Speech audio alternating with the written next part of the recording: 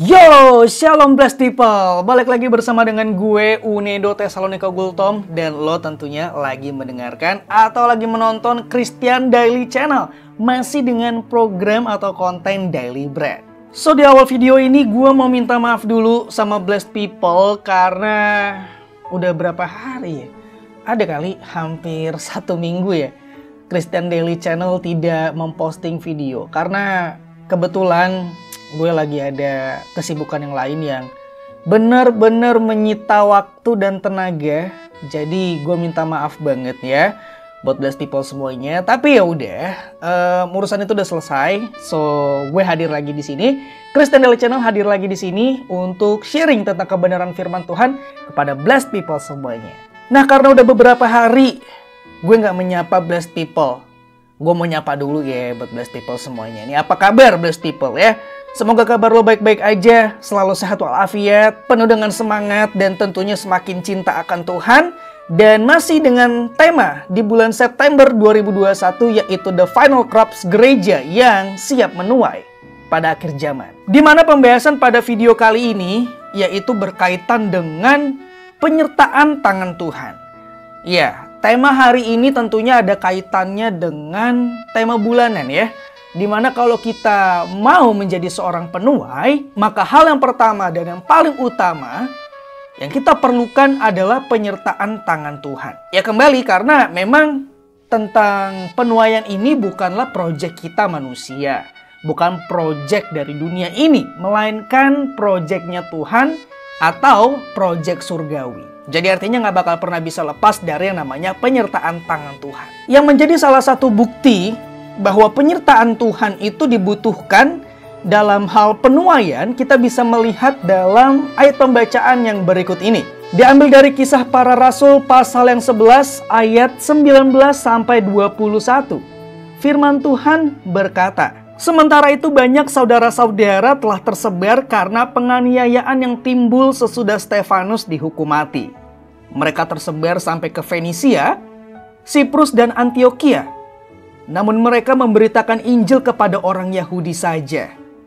Akan tetapi di antara mereka ada beberapa orang Siprus dan orang Kirene yang tiba di Antioquia dan berkata-kata juga kepada orang-orang Yunani dan memberitakan Injil bahwa Yesus adalah Tuhan." Ayat 21 berkata, "Dan tangan Tuhan menyertai mereka dan sejumlah besar orang menjadi percaya dan berbalik kepada Tuhan." Well, berdasarkan ayat tadi kita sudah bisa mendapatkan satu bukti dari sekian banyak bukti bahwa penyertaan tangan Tuhan itu memang sangat-sangat dibutuhkan untuk namanya penuaian atau memberitakan Injil. Tapi ngomong-ngomong tentang penyertaan tangan Tuhan, tentu ada banyak banget orang yang percaya. Kalau ditanya ya, misalnya blessed people ditanya, "Lo percaya nggak kalau ada penyertaan Tuhan, penyertaan tangan Tuhan di dalam kehidupan lo?" Gue yakin banget kalau 99% orang meyakini kalau ada penyertaan Tuhan atau penyertaan tangan Tuhan di dalam hidupnya. Dan justru dari situ timbul pertanyaan, Tuhan menyertai apa sih dalam hidup kita? Emangnya apa yang lagi disertai oleh Tuhan? Seperti yang kita temui di dalam Alkitab, penyertaan Tuhan itu dinyatakan entah kepada individu, perorangan, atau kepada sebuah kelompok. Dan berdasarkan ayat tadi, tentu penyertaan Tuhan nyata dalam sebuah kelompok, ya kan? Karena ada pemberita Injil di sana dan Tuhan memberikan penyertaan kepada mereka. Atau juga ada Nabi Nuh, di mana Tuhan menyertai dia sehingga melalui Nabi Nuh, keluarganya, anak cucunya itu diselamatkan dari air bah yang menjadi bencana pada saat itu. Terus juga ada contoh lain, misalnya bangsa Israel yang disertai oleh Tuhan sendiri. Meskipun mereka bersungut-sungut sampai Tuhan membuat mereka harus muter-muter di padang gurun selama 40 tahun. Tapi dalam masa muter-muter di padang gurun, bangsa Israel selalu mengalami yang namanya penyertaan Tuhan. Dan ya tentunya masih banyak lagi contoh-contoh tentang penyertaan Tuhan atau penyertaan tangan Tuhan. So buat blessed people sendiri, pasti gue yakin lo pernah mengalami hal-hal yang luar biasa di dalam sekolah lo, di dalam kuliah lo, atau dalam pekerjaan lo. Dimana hal-hal luar biasa itu di luar nalar kita. Yang kalau kita pikir-pikir harusnya nggak mungkin. Harusnya gue nggak bisa. Padahal sebenarnya gue nggak mampu melakukan itu. Tapi gue nggak tahu kenapa ya, kok bisa terjadi. Sama kayak kejadian gue pada saat dulu gue kuliah di salah satu universitas di Jakarta Timur, ya. Dimana pada saat itu kejadiannya di kampus tersebut untuk pendaftar baru diberikan kayak ada 3 prestasi lah ya. Atau 3 reward, kurang lebih kayak gitulah. Jadi gini maksudnya, ada 3. Misalnya kalau yang lulusnya tidak terbaik, itu bayarnya full. Kalau masuk di grade 2, itu akan dapat potongan kurang lebih 25%. Nah, kalau dapat grade yang pertama, nilainya bagus nih, ketika tes saringan masuk, itu dapat potongan kurang lebih 50%. Nah, kondisinya pada saat itu, gue nggak belajar sama sekali. Dan waktu itu gue ngambil jurusan akuntansi, blessed people. Nah, gue nggak belajar sama sekali, terus di hari tes saringan masuknya, itu gue masih nggak belajar, dan di mobil ketika perjalanan menuju kampus, gue tidur. Sampai kampus juga itu udah terlambat. Jadi, lo bayangin aja, yang kayak begini mah udah madesu ya, udah nggak jelas lah. Nggak mungkin itu bisa selesai gitu ya. Tapi, karena ada penyertaan tangan Tuhan yang sempurna pada saat itu, pertama, gue datang telat tapi gue bisa menyelesaikan soal itu bersamaan dengan orang-orang yang datang tepat waktu. Dan yang kedua, pada saat itu, gue masuk di grade yang pertama. Berarti nilai gue bagus ketika tes saringan masuk. Dan gue mendapatkan potongan 50%. So, berdasarkan kejadian yang gue alami, atau kejadian di luar nalar yang blessed people pernah alami, atas kejadian itu kita bisa mengklaim, ya, atau sering orang mengklaim bahwa itu adalah penyertaan tangan Tuhan.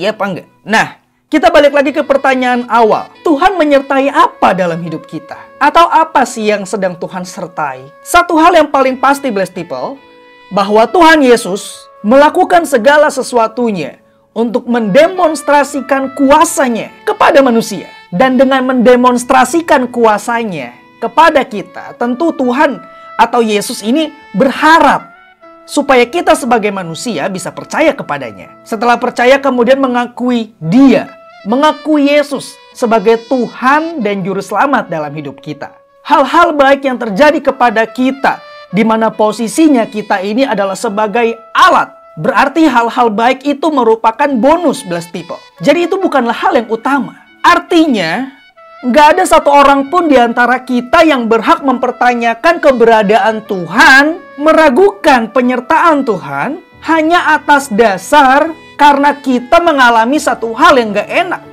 Mengalami kerugian. Mengalami penderitaan. Emangnya lo pikir lo siapa? Ingat, kita ini cuma alat, blessed people. Apa yang Yesus lakukan? Semuanya bertujuan untuk hal kekekalan. Bukan untuk kesejahteraan hidup kita selama ada di dunia.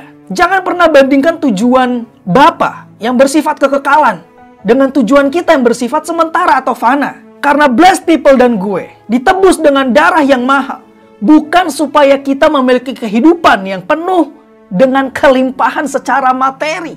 Jauh dari namanya cobaan atau penderitaan atau kematian Dia di kayu salib. Bukan meniadakan kegagalan, melainkan supaya kita bisa mengalami kasih Allah yang sempurna dan bisa melakukan amanat agung. Sama halnya dengan apa yang sudah kita baca tadi. Ketika orang-orang pada saat itu atau murid-murid pada saat itu tersebar karena adanya penganiayaan, tapi mereka tetap memberitakan kebenaran firman Tuhan.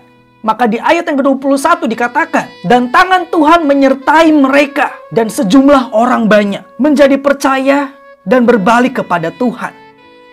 Penyertaan Tuhan bertujuan supaya orang bisa berbalik untuk percaya kepadanya. Termasuk dalam kasus yang kita baca tadi.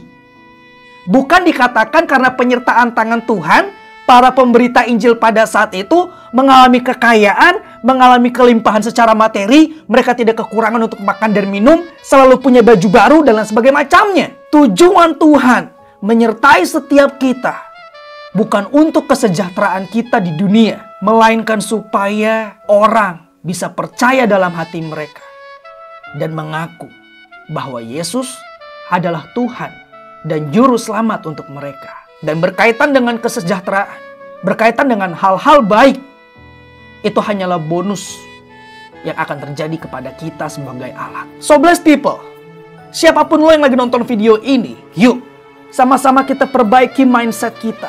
Supaya jangan lagi kita menginjak-injak Tuhan dengan pemikiran kita. Supaya jangan lagi kita mengisi hari-hari kita atau hubungan kita dengan Tuhan dengan protes demi protes.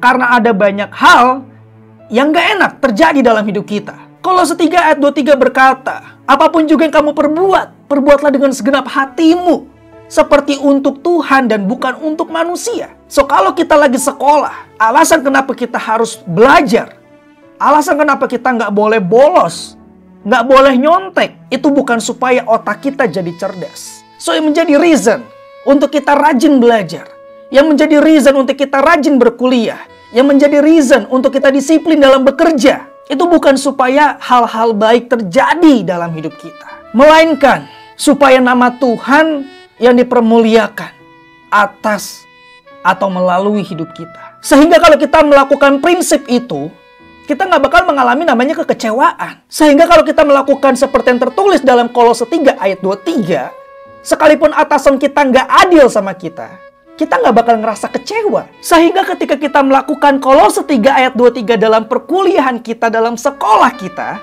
belajar itu nggak punya beban. Karena tujuannya bukan untuk orang tua kita, bukan untuk diri kita, tetapi untuk Tuhan. Melakukan segala sesuatu dengan segenap hati kita, seperti untuk Tuhan, dan bukan untuk manusia. So, enak gak enak, apapun yang terjadi di dalam hidup kita, itu asalnya dari Tuhan. Dan harus, wajib, kudu kita kembalikan untuk hormat, kemuliaan nama Tuhan. So thank you for watching. Jangan lupa di like, share, dan juga subscribe kalau Blessed People mendapatkan berkat dari setiap videonya Christian Daily Channel. Sampai ketemu lagi di video berikutnya. So see you and God bless you. And as always, keep the faith.